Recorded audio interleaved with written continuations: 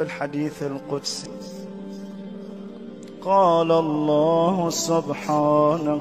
وتعالى: يا ابن آدم جعلتك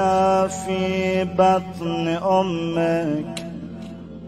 وغشيت وجهك بغشاء لئلا تنفر من الرحم، وجعلت وجهك إلى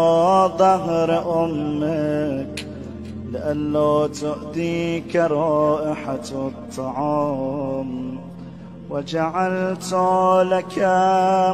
متكئا على يمينك ومتكئا عن شمالك، فأما الذي عن يمينك فالكبد، وأما الذي عن شمالك فالطحال، وعلمتك القيام والقعود في بطن أمك، فهل يقدر على ذلك غيري؟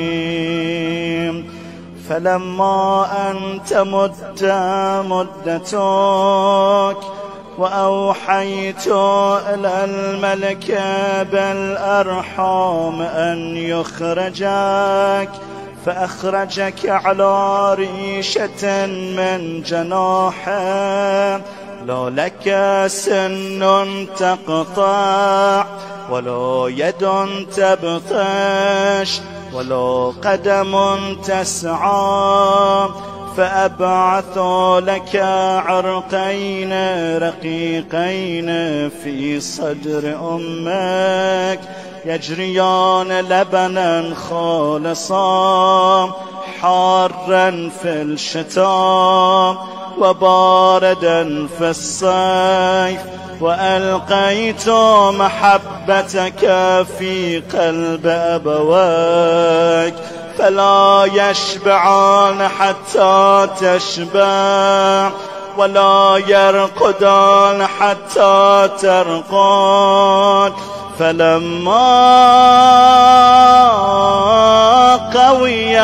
ظهرك واشتد أزرك برزتني بالمعاصي في خلواتك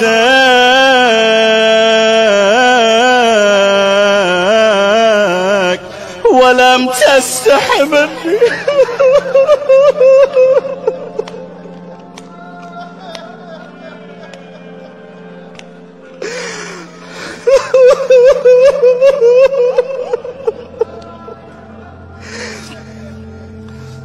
ومع هذا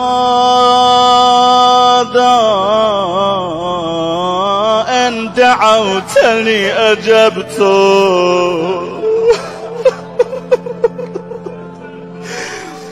وإن سألتني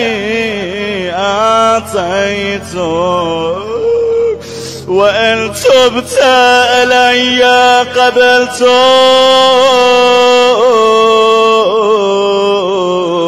إلهي العاب إلهي العاب إلهي العاب.